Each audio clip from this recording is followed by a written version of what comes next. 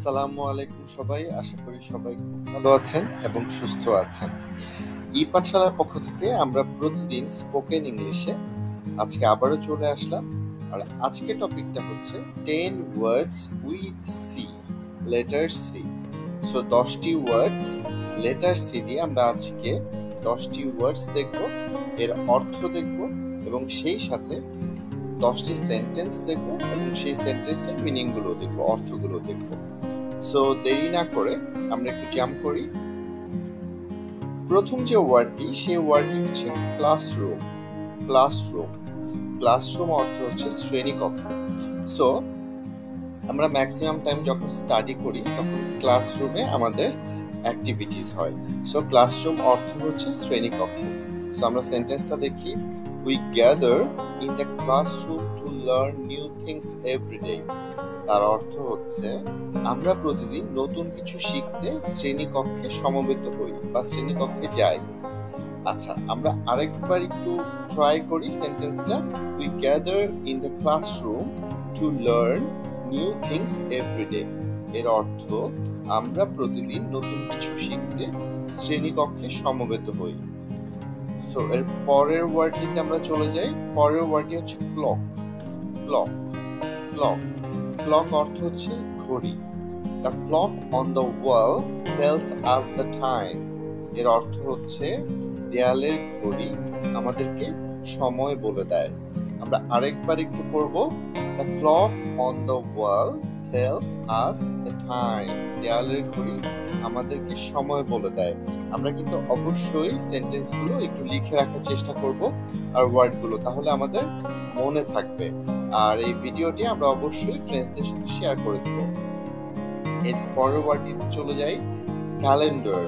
Calendar calendar calendar অর্থ হচ্ছে পঞ্জিকা। I mark important dates on my calendar so that I don't forget them. এর অর্থ হচ্ছে আমি আমার পঞ্জিকায় গুরুত্বপূর্ণ তারিখগুলি চিহ্নিত করি যাতে আমি তাদের ভুলে না যাই। এর মানে হচ্ছে আমরা আমাদের যে ক্যালেন্ডার বা পঞ্জিকা আছে, আমাদের যদি ইম্পর্টেন্ট কোনো ডেটস থাকে, যেমন হচ্ছে কারো কোনো ফ্রেন্ডসদের বার্থডে বা আমাদের বার্থডে, সো আমরা যদি এই ডেটগুলো ভুলে না যাই, সো ক্যালেন্ডারে আমরা কি করি, আমরা মাঝে মাঝে মার্ক করে রাখি।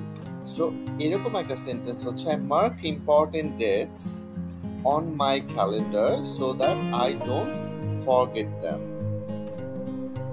এর পরের ওয়ার্ডটিতে চলে গেলাম। এর পরের ওয়ার্ডটি হচ্ছে কেমিস্ট্রি। কেমিস্ট্রি কেমিস্ট্রি অর্থ হচ্ছে রসায়ন। এটি সায়েন্সের বা বিজ্ঞানের একটি সাবজেক্ট। সো কেমিস্ট্রি এর অর্থ হচ্ছে রসায়ন। I find chemistry fascinating because it helps us understand the composition of matter. এর অর্থ আমি রসায়নকে একটি আকর্ষণীয় বিষয় মনে করি কারণ এটি আমাদেরকে বস্তুর সংযোজন বোঝায়। সংযোজন হচ্ছে কম্পোজিশন অফ ম্যাটার, বস্তুর সংযোজন। ম্যাটার মানে বস্তু, আর কম্পোজিশন মানে হচ্ছে সংযোজন। আমরা আরেকবার একটু পড়ব। I find chemistry fascinating because it helps us understand the composition of matter.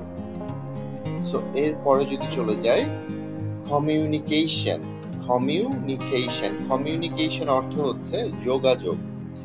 Good communication skills are important for expressing our thoughts and ideas clearly. এর অর্থ হচ্ছে ভালো যোগাযোগ দক্ষতা আমাদের ভাবনা এবং ধারণাগুলি স্পষ্টভাবে প্রকাশ করার জন্য গুরুত্বপূর্ণ। আমরা আরেকবার একটু দেখব। গুড কমিউনিকেশন স্কিলস, ভালো যোগাযোগ দক্ষতা, আর important for expressing our thoughts and ideas clearly. এই ভাবনা এবং ধারণাগুলো স্পষ্ট করার জন্য আমাদের খুব গুরুত্বপূর্ণ আমাদের গুড কমিউনিকেশন, ভালো যোগাযোগের যে দক্ষতাটা আছে সেটা। এর পরের ওয়ার্ডে যদি চলে যাই, কমিউনিটি।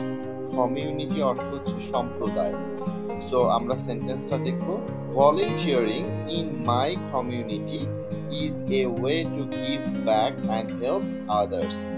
এর অর্থ আমার সম্প্রদায়ে সেবা করা অন্যকে সাহায্য করার একটি মাধ্যম। তার মানে কি, আপনি যদি কাউকে সেবা করেন বা হেল্প করেন, সেটি কিন্তু হচ্ছে সাহায্যকর একটি মাধ্যম। Volunteering in my community is a way to give back and help others. এর পরবর্তীতে আমরা চলে যাব। এর পরবর্তী হচ্ছে কম্পেশন।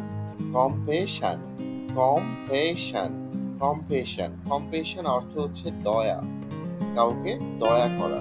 Showing কম্পেশন towards others is a kind and caring gesture.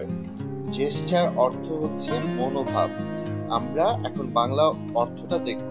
অন্যদের প্রতি দয়া প্রদর্শন করা একটি ভদ্র ও বিনয়ী মনোভাব। আমরা আরেকবার একটু পড়ব। Showing কম্পেশন towards others is a kind and caring gesture. আমরা এর পরবর্তীতে চলে যাই। এর পরবর্তী হচ্ছে কান্ট্রি। কান্ট্রি অর্থ হচ্ছে দেশ।